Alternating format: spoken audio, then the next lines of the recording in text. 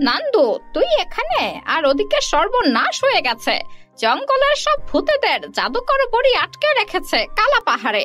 সবাইকে শেষ করে ফেলবে ওই জাদুকর বুড়ি, আর আমাদের সকলের সব শক্তি কেড়ে নেবে।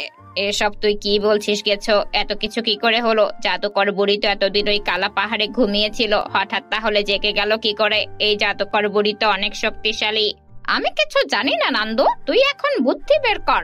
তোকেই কিছু একটা করতে হবে। তুই তো জানিস ওই জাদুকর বুড়িকে, সে মানুষদেরকে একদম সহ্য করতে পারে না। চল গেছো, জাদুকর বুড়ির কাছে যাই। তবে সরাসরি গেলে আমাদের আক্রমণ করবে, ছদ্মবেশে যেতে হবে। এতক্ষণে যদি সকলের কোনো ক্ষতি করে ফেলে তখন কি করবি? চল এখন। এখন যদি আমরা দুজন যাই তাহলে আমরাও আটকে যাব, তখন সবাইকে মরতে হবে। কাউকে আর জাদুকর বুড়ির হাত থেকে বাঁচাতে পারবো না। আমরা এক বুড়ির রূপ নিয়ে জাদুকর বুড়ির কাছে যাই, তাহলে তাকে মিথ্যে বলে বিশ্বাস অর্জন করতে পারবো। গেছো এবং নান্দু এক বুড়ির ছদ্মবেশে জাদুকর বুড়ির কালা পাহাড়ে যায়। কোথায় রে জাদুকর বুড়ি? তোর সাথে একটু দেখা করার জন্য এলাম। কতদিন ধরে তোকে দেখি না। তোরা কে?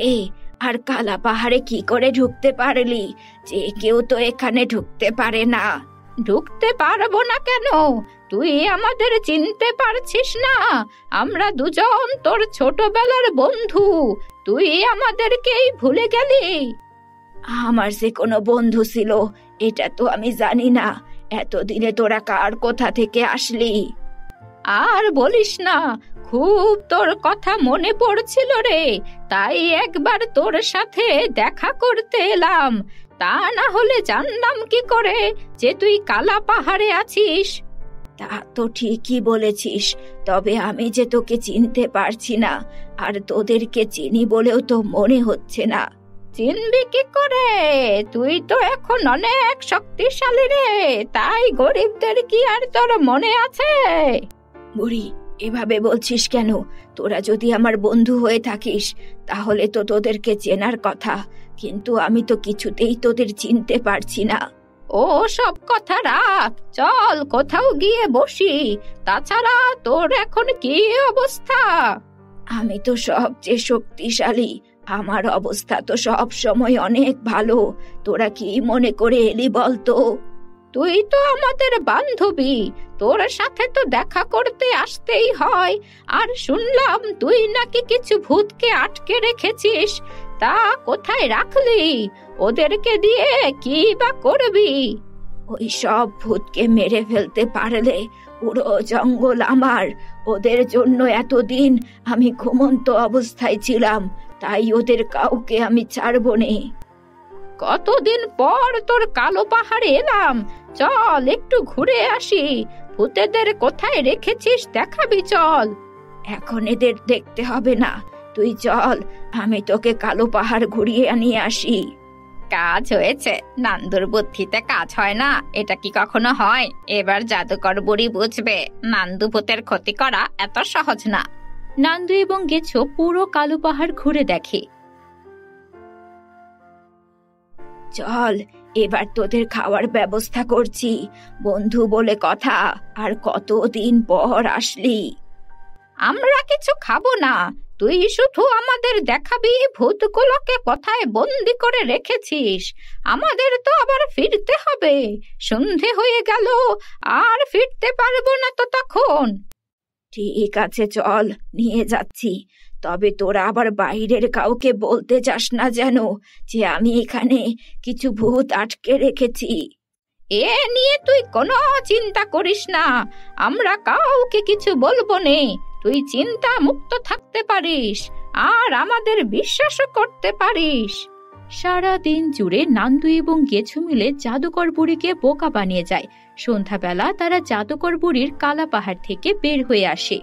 দেখলি, বুদ্ধি থাকলে জাদুকর বুড়ির সাথেও টক্কর দেওয়া যায়।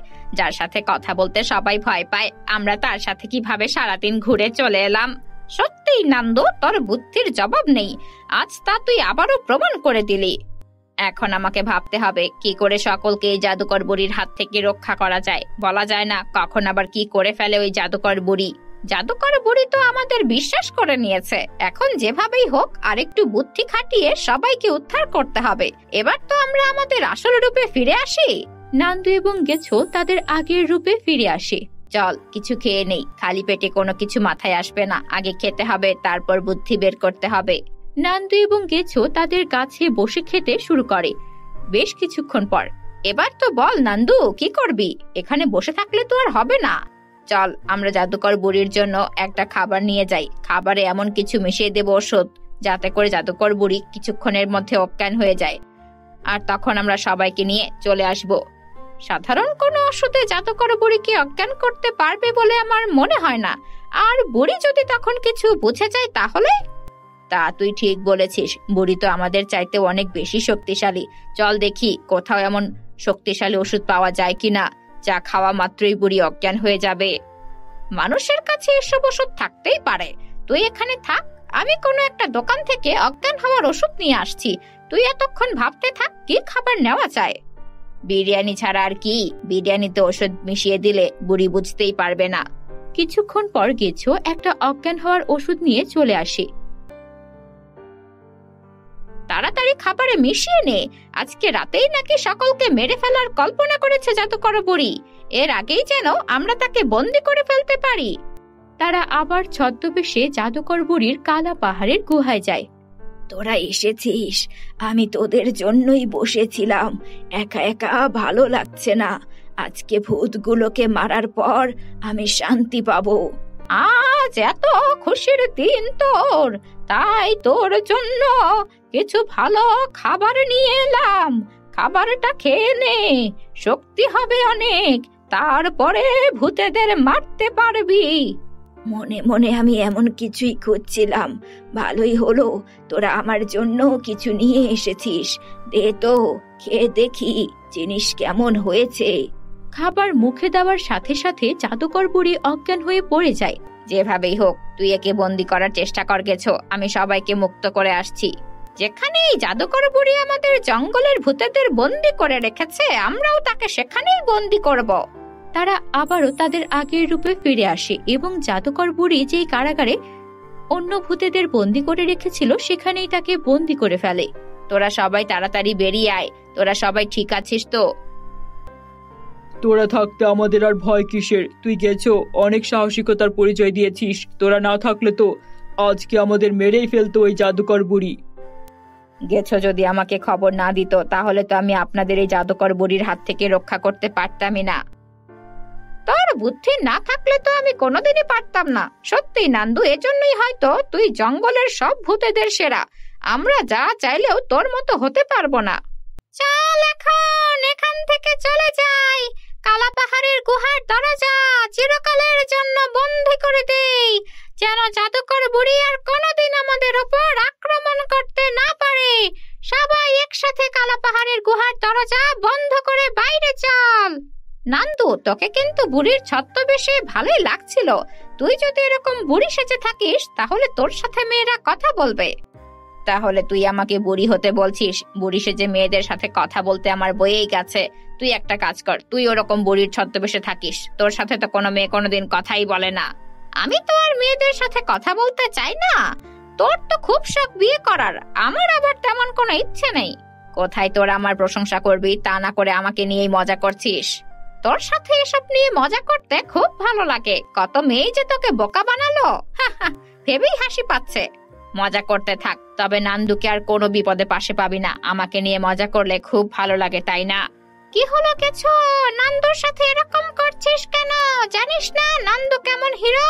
সব মেয়েরা ওর দিকে হাঁ করে তাকিয়ে থাকে। তোর অপেক্ষাতেই ছিলাম। তুই আর একটু বেশি করে বলতো। গুহাতে বন্দি ছিলি তখনই ভালো ছিল, অন্তত আমি একটু শান্তিতে ছিলাম। আবার শুরু করলি আমার সাথে। আমি আবার কখন কি বললাম? তোর তো প্রশংসাই করলাম, রাগ করছিস কেন? আমাকে কে এখানে বন্দি করে রেখে সবাই পালিয়ে গেছে। আমার সাথে এত বড় প্রতারণা কাউকে ছাড়বো না, আমি কাউকে ছাড়বো না, সবাইকে মেরে ফেলবো।